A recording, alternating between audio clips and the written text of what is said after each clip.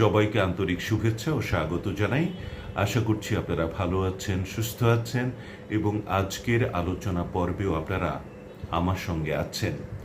আজকে আমি একটি শব্দের সঠিক উচ্চারণ নিয়ে কথা বলবো। আশা করব আজকের এই আলোচনার পর বিষয়টি আপনাদের কাছে একেবারেই পরিষ্কার হয়ে যাবে এবং এ নিয়ে কারো মনে কোনো দ্বিধা থাকবে না।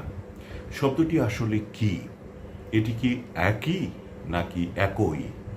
আমি অসংখ্য মানুষের মুখের উচ্চারণ একই শুনেছি।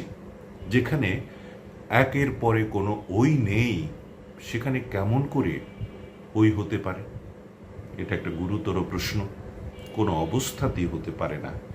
একের পরে স্পষ্টতই আছে রস্বই, অর্থাৎ তার উচ্চারণ হবে একই।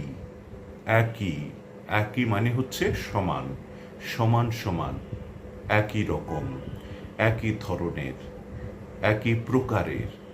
আমরা একই গ্রামে পাশাপাশি থাকি, আমরা একই স্কুলে পড়াশোনা করি, তোমার এবং আমার জামাটি একই রকম, এমন করি আমরা বুঝিয়ে থাকি।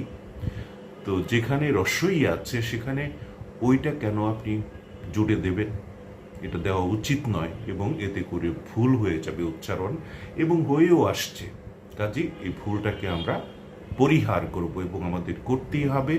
আশা করব আজকের এই আলোচনার পর সবাই এই শব্দটিকে একই বলবেন, একই রকম, একই ধরনের, একই প্রকারের ইত্যাদি। কাজেই এ নিয়ে আর কোনো মতভেদ থাকার কথা নয়। তো সবাইকে আন্তরিক ধন্যবাদ জানাচ্ছি সঙ্গে থাকার জন্য।